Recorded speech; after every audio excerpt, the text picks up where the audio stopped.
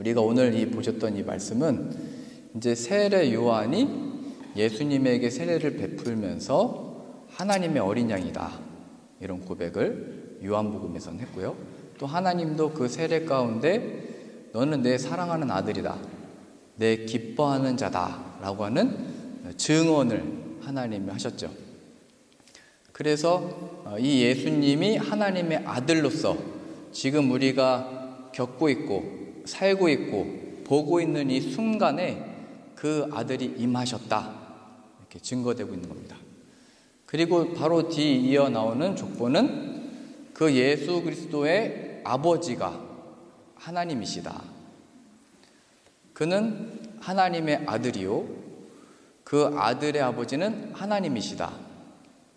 하나님으로부터 시작된 이 역사가 예수 그리스도 안에 우리들에게 주어졌던 과거 이 조상들의 역사가 다 그 안에 담겨져 있다.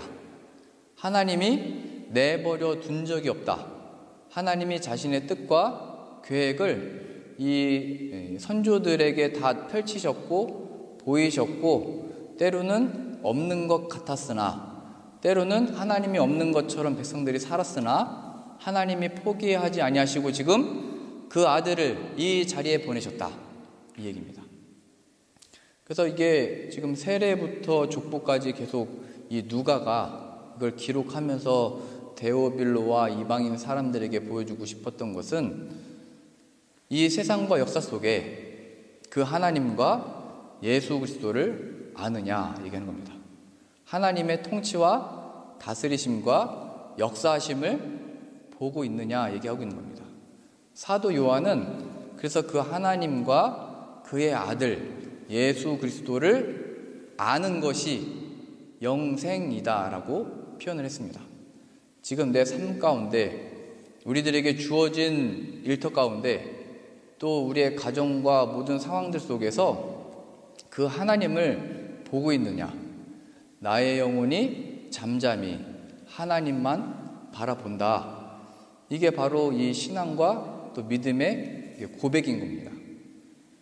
하나님이 어디 계시냐, 하나님이 어디 역사하시냐, 봐라, 이 세례 가운데 그가 아들로서 하나님의 증언을 받으셨고 성령이 비둘기같이 임하여 또 증거되어졌고 그의 아버지는 또 하나님이시다. 하나님이 이 세상과 역사 속에 자신을 드러내시고 나타내셨는데 그걸 받느냐, 그 음성이 들리느냐, 이 얘기하고 있는 겁니다. 우리가 어제 그 주전자 비전 특강을 했습니다. 저는 너무 재밌고 기뻤고 신났었는데요. 제가 재밌는 거를 하나 발견했는데, 먼저 그 강의를 다 마치고 나서 질의응답을 받았습니다. 근데 그 질문을 할 때 학생들이 자신이 가지고 있는 고민들을 얘기하는 거예요. 진솔한 고민, 또 내가 부모에게 말하지 않았던, 누군가에게 이제 말하지 않았던 그 고백들과 그 고민들에 대해서 얘기하는 걸 보면서, 아니 우리는 지금 다 처음 만났고 뭐 아무리 강사라고 하지만 뭐 이렇게 만날 수도 없고 뭐 직접 도와줄 수도 없는데 거기에 이렇게 이런 질문들을 할까? 그런 생각이 들었던 거예요. 제가 그걸 보면서 뭘 느꼈냐면, 이 순간에 하나님이 우리 강사님들에게 주신 권위구나, 이런 생각이 떠올랐어요. 그러니까 그 순간들에 이 강사분들이 하나님께 권위를 얻어서 고백하게 하고 고민되는 걸 말하게 하고 그 마음이 열린 거죠. 처음 보고 들었는데 어떻게 뭐 마음이 열리고 뭘 어떻게 하겠어요? 무슨 고민을 얘기하겠어요?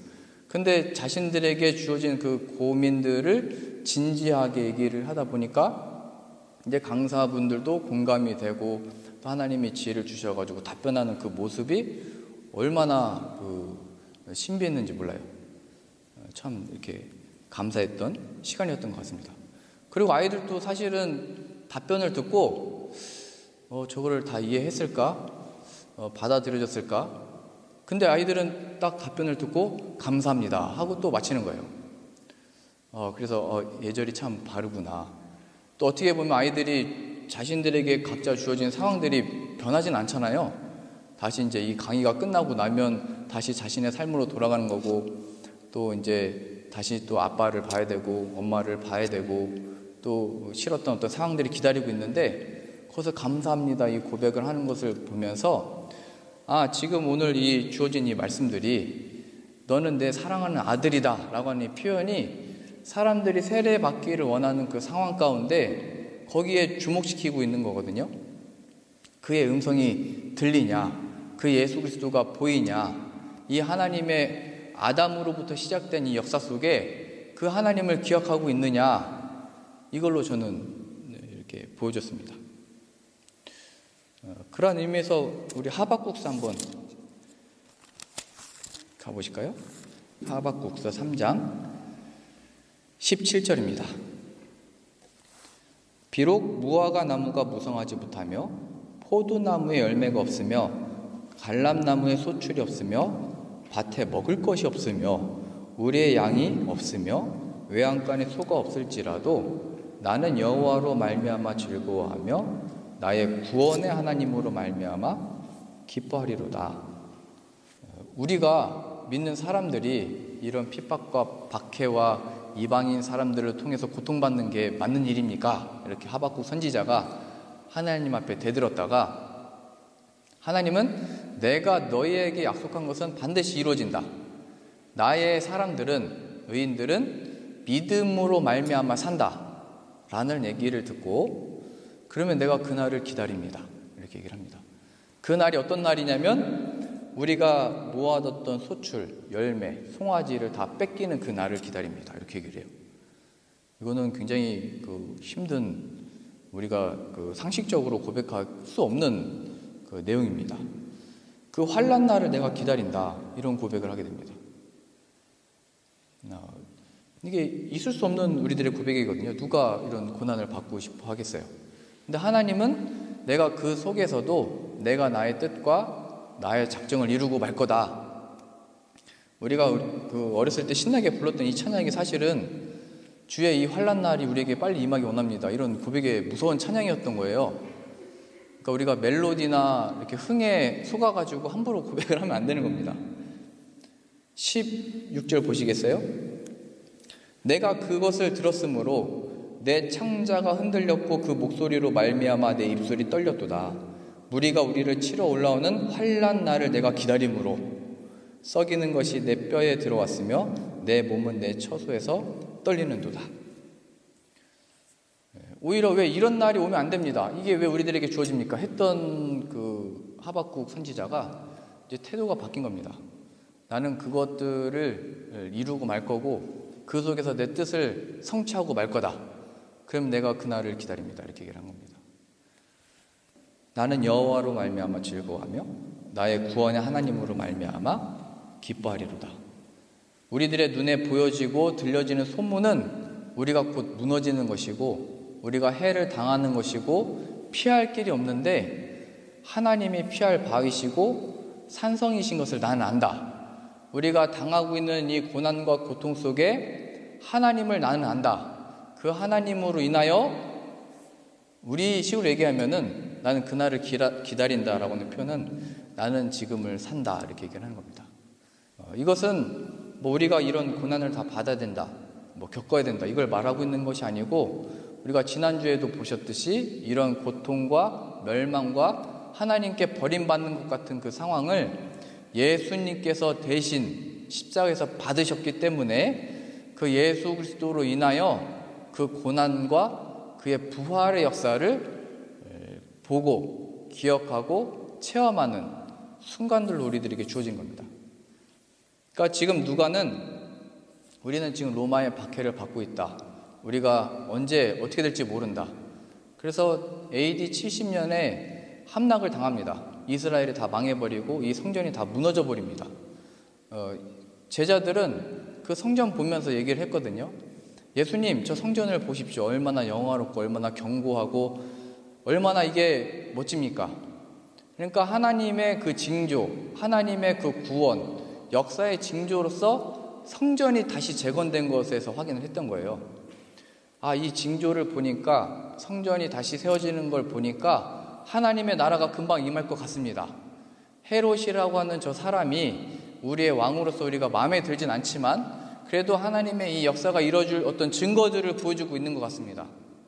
우리도 아직 그 로마의 지배를 받고 있지만 그래도 하나님이 다 쓰고 사용하셔서 어떤 좋은 징조들을 지금 보여주고 있습니다.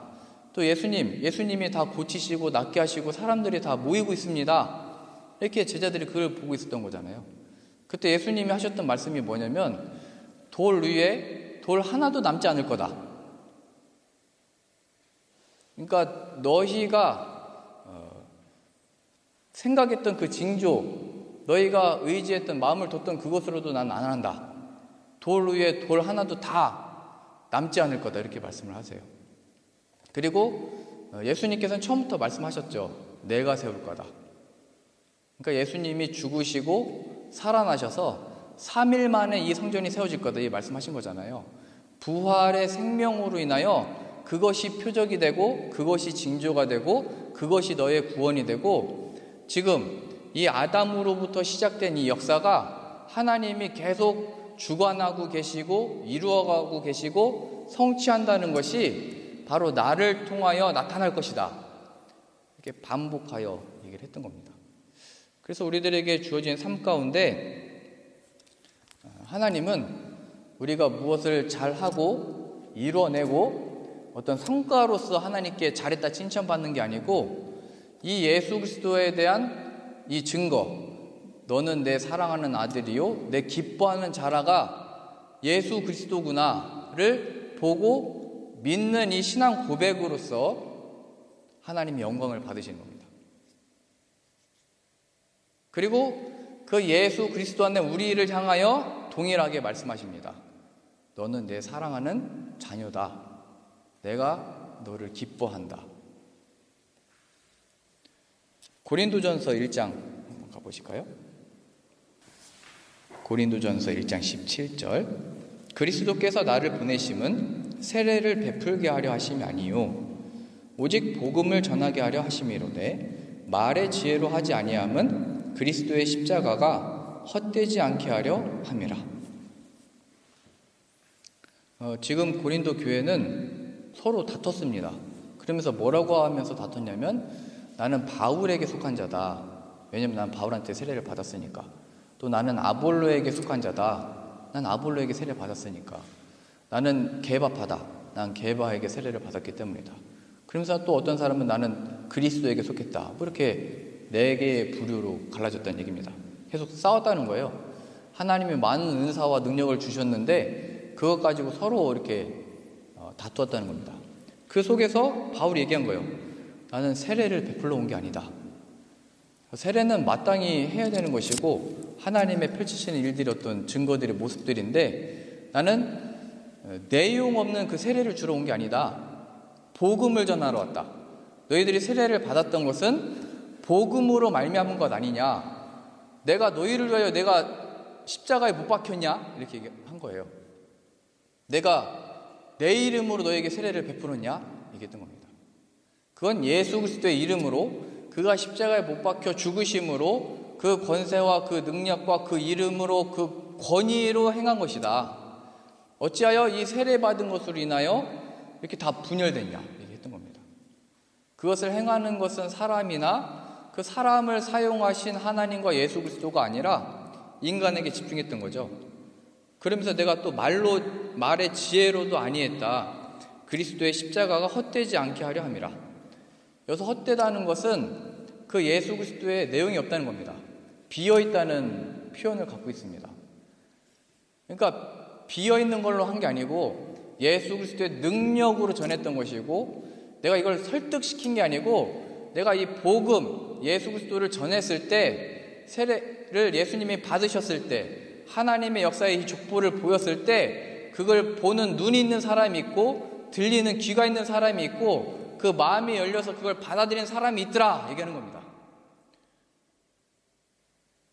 너희가 어찌 그걸 헛되게 만드느냐. 어찌 그 내용 없이 바울에게 속했다고 얘기를 하고 게바에게 속했다고 얘기를 하고 누구에게 속했다고 얘기를 하느냐. 너희를 위하여 죽으신 이는 예수 그리스도시다. 그러니까 우리들이 행하고 받고 뭐 세례를 받고 성찬을 하고 기도를 하고 연주를 하고 특주를 하고 하는 이 모든 것들이 나는 하나님의 구원받은 백성입니다의 신앙 고백도 포함되어 있지만 그것보다 더 크고 넓게 하나님이 지금 이 역사, 예수 그리스도로 인하여 우리 각자가 존재하게 됐고 이 자리에 서게 됐고 지금 세례를 베풀 수 있게 되었습니다. 하나님이 자신을 드러내는 도구로서 쓰시는 것이 있는 거지 그 자체로서는 의미 없다는 거예요. 내용을 가져라 얘기합니다. 복음.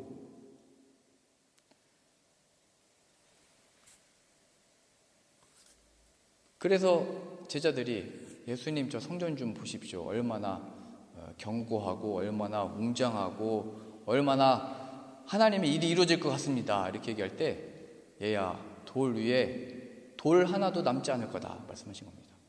우리의 마음을 그러한 것들에 두지 말래요. 돌이 그거 쌓은 건물들이 우리의 신앙을 지탱할 수 없고 버틸 수도 없고 견딜 수도 없대요.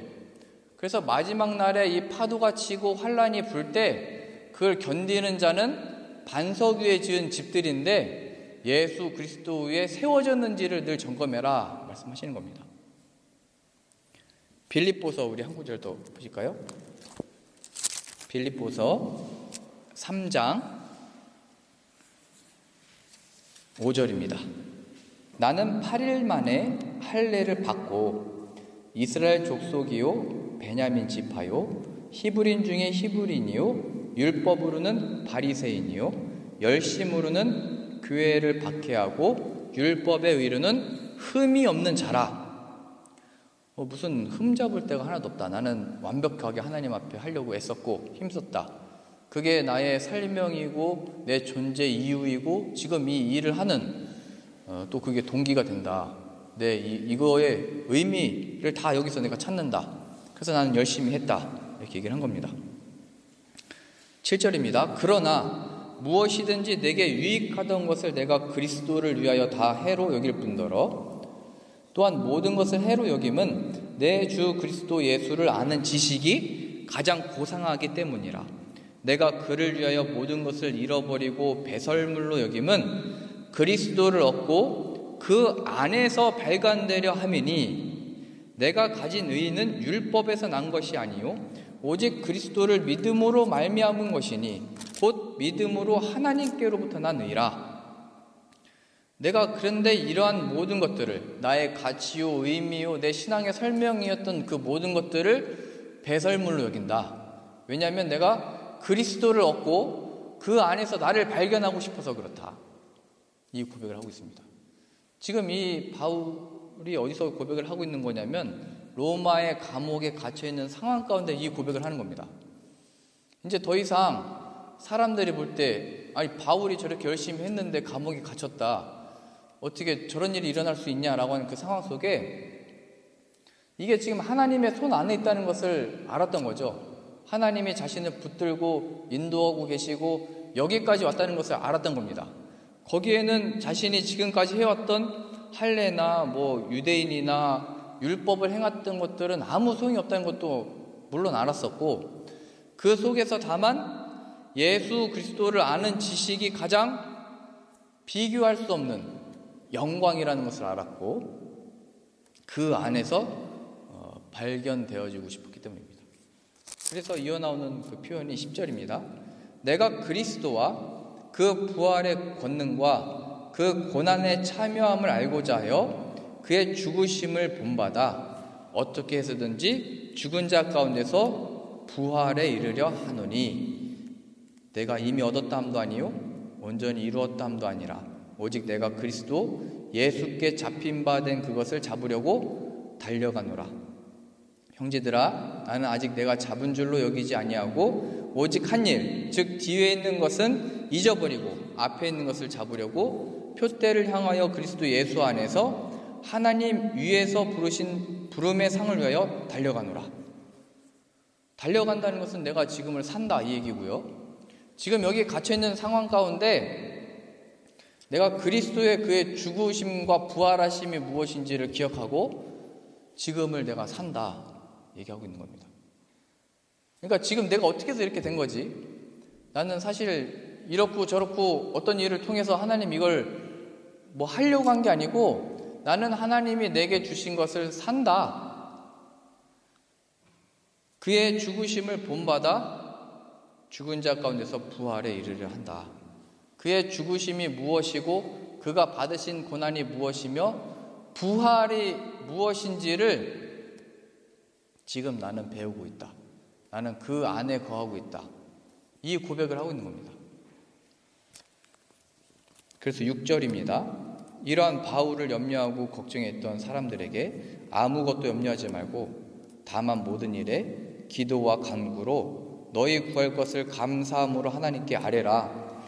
그리하면 모든 지각에 뛰어난 하나님의 평강이 그리스도 예수 안에서 너희의 마음과 생각을 지키시리라. 이 주어진 상황 속에서 우리는 스스로 고민을 합니다. 하나님 이걸 어떻게 하실까? 하나님이 내일은 또 어떻게 이것들을 해 나가실까? 이게 우리가 스스로 고민하는 거거든요. 근데 하나님은 하나님의 일을 봐라. 태초로부터 자신의 역사를 이루시고 마신다. 지금 여기 하나님의 기뻐하시는 아들이 오셨고 그 아들이 부활하셨다. 그 안에 우리가 지금 주어진 상황들을 살고 있다는 것을 기억해라. 얘기하는 겁니다. 모든 지각에 뛰어난 하나님의 평강이 우리가 이해할 수 없고 받아들일 수 없고 생각할 수 없는 방법으로 우리의 마음과 생각을 그걸 넘어서 부어주신다 얘기하고 있는 겁니다. 오히려 바울은 감옥에 갇힌 상황 속에서 오히려 자기가 위로를 받을 상황 속에서 어쩌면 자신이 기도를 요청할 상황 속에서 아무것도 염려하지 말고 기도해라. 마치 비전 특강의 아이들이 자신의 진지한 고민을 내놓듯이 너에게 하나님은 뭐냐 얘기하고 있는 겁니다. 예수 그리스도는 그가 죽으셨다며 부활하셨다며 그럼 너의 그 상황 속에 그 예수 그리스도는 무엇이냐? 나를 믿는다고 고백을 했잖아. 나는 무엇이냐 얘기를 하는 겁니다. 하나님도 지금 이 세례 요한의 이 세례를 통해서 보여주시고 있는 거예요. 내 사랑하는 아들을 너희에게 보냈다. 이것은 내 기뻐하는 자다. 여러분, 우리들에게 주어진 삶 가운데 하나님은 또 예수님은 어떠한 분이십니까? 그 예수님은 하나님의 모든 충만하심을 가지고 우리에게 오셨습니다. 그가 우리의 구원자이시고 기쁨이시고 거룩함이시고 의로움이시고 위로가 되시며 평안이 되시고 구원함이 되십니다. 그러니 그 예수 그리스도를 통하여 이제는 하나님이 예수 그리스도 안에서 얘기했잖아요. 아무것도 염려하지 말고 다만 모든 일에 기도와 간구로 너희 구할 것을 감사함으로 하나님께 아뢰라. 그리하면 모든 지각에 뛰어난 하나님의 평강이 그리스도 예수 안에서 너희 마음과 생각을 지키시리라. 그리스도 예수 안에서 우리도 그 아들로 딸들로 너는 내 사랑하는 아들이다. 너는 내 사랑하는 딸이다. 내가 너를 기뻐한다. 그러한 자녀됨으로 세움을 받는 저 여러분들 다 되실 수 있기를 바랍니다. 기도하겠습니다. 하나님, 세례를 통하여 또 이 족보를 통하여 이 세상을 주관하고 계시고 인도하고 계시며 하나님의 뜻을 이루어 가시는 것을 보게 하시니 우리도 예수 그리스도 안에서 우리의 삶을 담대하게 살게 하여 주옵소서. 하나님이 함께 계시며 또 역사하시고 인도하고 계시니 그 하나님을 잠잠히 바라보게 하시고 예수님을 믿는 믿음 안에서 참된 위로와 평강과 새 힘을 얻어 살아가는 주의 사랑받는 아들과 딸들 다 되어지도록 은혜와 복을 내려 주옵소서. 예수님의 이름으로 기도합니다. 아멘.